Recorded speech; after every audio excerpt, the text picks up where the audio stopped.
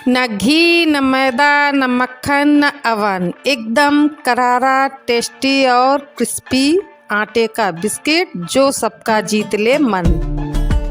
कम समय कम मेहनत और कम सामान में आप बना सकते हैं क्रिस्पी और कुरकुरे आटे के बिस्किट। बाजार के बिस्किट से कई ज़्यादा टेस्टी और क्रिस्पी बिस्किट जो कि 1 से 1.5 महीने हम स्टोर करके रख सकते हैं। कोई कलर नहीं, कोई सोडा नहीं, कोई बेकिंग पाउडर नहीं, सिर्फ आप आटे से बनाएं क्रिस्पी और टेस्टी बिस्किट।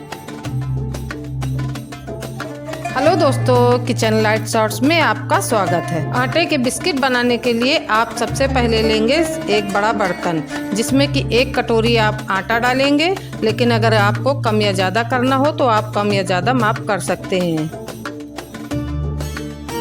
अब हम आटे के बिस्किट को क्रिस्पी और टेस्टी बनाने के लिए अब हम लेंगे आधा कप सूजी, जो कि मैंने बारीक वाली ली हुई है, लेकिन अगर आपके पास नॉर्मल सूजी हो तो आप जो है मिक्सी में ग्राइंड करके बारीक कर सकते हैं और उसमें डाल सकते हैं, क्योंकि सूजी डालने से बिस्किट क्रिस्पी, खस्ता और टेस्टी बनते हैं। अब जैसे कि हमने गेहूं का आटा लिया हुआ है, आप चाहें तो गेहूं के आटे की जगह पर आप मैदा भी यूज़ कर सकते हैं, लेकिन हमें इसको हेल्दी और टेस्टी बनाना है तो आप आटे से इस तरह बनाकर तो देखिए, पता भी नहीं चलेगा और बच्चे बड़ी खुशी से खाएंगे। अब इसको और क्रंची बनाने के लिए हम इसमें डालेंगे नारियल का बुरादा, लेकिन अगर आपको नारियल का बुरादा नहीं डालना है तो आप इसमें ड्राई फ्रूट भी डाल सकते हैं, जिससे कि इसका स्वाद और अच्छा बेहतरीन होगा। अगर आपके पास नारियल का बुरादा और ड्राई फ्रूट्स नहीं है तो आप इसको स्किप भी कर सकते हैं। अब हम और अच्छा फ्लेवर लाने के लिए इसमें डालेंगे आधा चम्मच इलायची पाउडर और इसको अच्छे से मिक्स कर लेंगे। वैसे तो नॉर्मल कुकीज बनाने के लिए हमें घी, मक्खन, बेकिंग सोडा, इन सब चीज़ों की ज़रूरत पड़ती है, लेकिन हम आपको बिल्कुल सिंपल और आसान तरीके से बनाना बताएंगे। अब हम एक बाउल लेंगे, बाउल में आधी कटोरी चीनी डालेंगे और थोड़ा सा पानी डालेंगे। इसको मिलाएंगे और ना ही इसका सिरप बनाना है और ना ही इसका घोल बनाना है। इसको हमें दानेदार ही रखना है, जिससे बिस्किट का टेक्सचर अच्छा आए।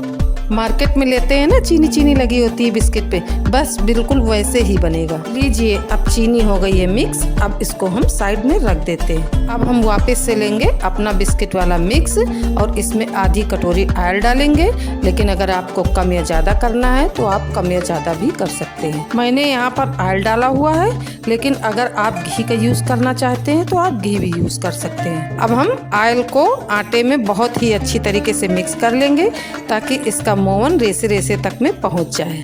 अब इसको हम दोनों हाथों से अच्छे से मिक्स करेंगे, लेकिन अभी हमको इसमें रिफाइंड कम लग रहा है तो हम थोड़ा बचा हुआ रिफाइंड इसमें और डाल देंगे और फिर से दोबारा से इसको अच्छे से मिलाते रहेंगे ताकि इसमें अच्छे से मिल जाए मोवन। अब इसमें हम हल्के हाथों से मुट्ठी बनाकर देखेंगे। अब इसमें मुट्ठी हमारी बन रही है, इसका मतलब है कि इसमें परफेक्ट ऑयल पहुंच चुका है, ना ही ज़्यादा है ना ही कम है। इसका मतलब है कि इसमें परफेक्ट मोहन पड़ चुका है। अब जो हमने चीनी वाला घोल तैयार किया था ना, उसको हम धीरे धीरे करके उसमें थोड़ा थोड़ा चीनी सहित डालते जाएंगे। अब हमें आटा बिल्कुल सॉफ्ट और मुलायम बनाना है, ना ज़्यादा हार्ड हो ना ही ज़्यादा सॉफ्ट हो। ये जो चीनी के दाने डाले हैं ना जो हमने, वो बिल्कुल बनने के बाद ही परफेक्ट पता चलेंगे। यार, अगर हमारा वीडियो पसंद आ रहा है तो लाइक और सब्सक्राइब भी करते जाना। ये आटा तो हमने पानी से गूंथा हुआ है, लेकिन अगर आप दूध से गूंथना चाहें तो दूध से भी गूंथ सकते हैं, लेकिन दूध से गूंथे हुए आटे का बना बिस्किट ये टिकाऊ नहीं होता है, और ये जो पानी से गूंथा हुआ आटा होता है इसका बिस्किट टिक सकता है। आराम से इसको 1.5 से 2 महीने तक स्टोर करके रख सकते हैं। लीजिए, हमारे आटे का डो बनकर तैयार हो गया है, ना ही ज़्यादा हार्ड है और ना ही ज़्यादा सॉफ्ट है, बिल्कुल परफेक्ट बनकर तैयार हुआ है। अब हम आटे को 2 भाग में कर देंगे, एक भाग को साइड में रख देंगे और एक भाग को यूज़ करेंगे।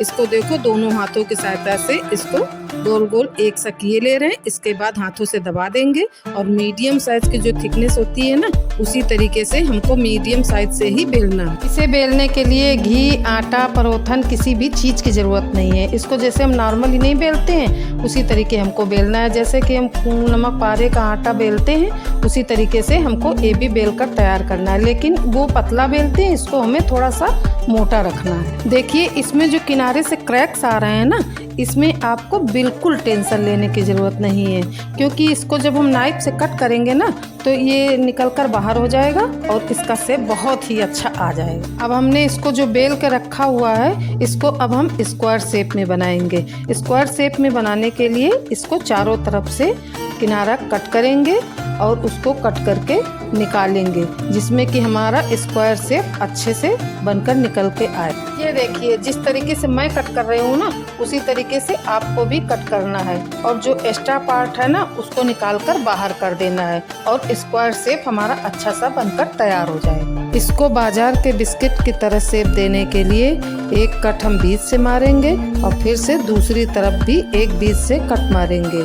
जिस तरीके से मैं कट मार रही हूँ उस तरीके से आपको भी करना। ये देखिए, एक बिस्किट की थिकनेस दिखा रही हूँ, ये बिल्कुल परफेक्ट है। अब इसमें हम बाजार के बिस्किट का लुक देने के लिए किसी नाइफ से इम्प्रेशन बनाएंगे। इसी तरह इसमें धीरे धीरे नाइफ से डिजाइन बनानी है और चाहे तो आप इसका गोल शेप दे सकते हैं और उसमें ऊपर से मनचाही डिजाइन बना सकते हैं। अगर आपके बिस्किट का शेप थोड़ा इधर उधर लग रहा है तो आप नाइफ की हेल्प से बिस्किट का शेप इस तरह सही कर सकते हैं। ये देखिए कितना अच्छा शेप इसका बनकर तैयार हुआ है। इसी तरह हम सारे बिस्किट बनाकर तैयार कर लेंगे। ये देखिए, अब हम दूसरे बिस्किट में भी नाइफ से इसी तरीके से डिजाइन बनाएंगे। अगर आप नाइफ से इस तरह डिजाइन नहीं बनाना चाहते हैं तो आप किसी मैच स्टिक से भी डिजाइन को बना सकते हैं। और ये देखिए, हमारे सारे आटा बिस्किट बनकर तैयार हो चुके हैं, जिनका लुक देखने में कितना ही जबरदस्त आया है। ये देखिए, हमने अपने सारे आटा बिस्किट में अच्छा सा शेप दे करके तैयार कर लिया है। इसी तरीके आप भी बना सकते हैं। इसको ना ही हम बेक करने वाले हैं और ना ही किसी ओवन का यूज करने वाले हैं। इसको बिल्कुल सिंपल और आसान तरीके से बनाने वाले हैं। अब हम लेंगे कढ़ाई और उसमें थोड़ा सा ऑयल डालेंगे, ज़्यादा नहीं डालेंगे, और उसको मीडियम आंच में धीरे धीरे से गर्म होने देंगे और उसमें एक एक करके अपने बिस्किट डालेंगे। अब हम अपने सारे बिस्किट इसी तरीके से एक एक करके डाल देंगे और इसको अभी किसी कंछल से नहीं टच करना है। इसको थोड़ा पक जाने के बाद ही हम टच करेंगे। और ज़रूरी बात यह है कि फ्लेम को लो ही रखना है, ज़्यादा हाई नहीं रखना है, क्योंकि ये अंदर से पकने ज़रूरी होते हैं। इसलिए इसको धीमी आंच में ही हम इसको पकाएंगे। अब जब तक ये क्रिस्पी और कुरकुरे ना हो जाए तब तक इसको हम पकाते रहेंगे, जिससे कि लंबे समय तक ये चल सके।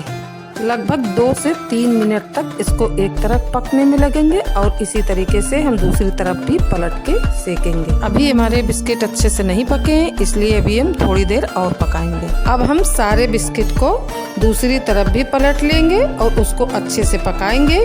देखिए, जिस तरीके से मैं पलट रही हूँ उसी तरीके से आपको भी पकाना है। ये देखिए, इनका कलर कितना बेहतरीन दिख रहा है। अब इसी तरीके से हम दूसरी तरफ भी इसको गोल्डन कलर आने तक पका लेंगे।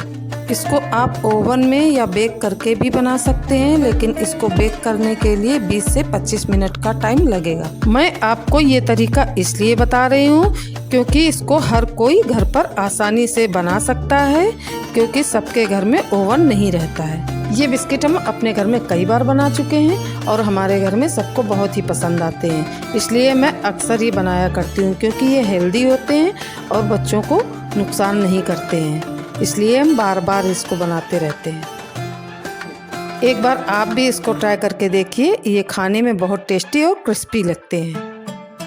अभी हमारा ये अच्छे से भी नहीं पका है, इसको थोड़ी देर अभी और पकाएंगे, जिससे कि कलर और अच्छा सा दिखे। ये देखिए, अब हमारा दूसरी तरफ भी इसका कलर बेहतरीन आ चुका है। अब हम इसको एक एक करके निकाल लेंगे।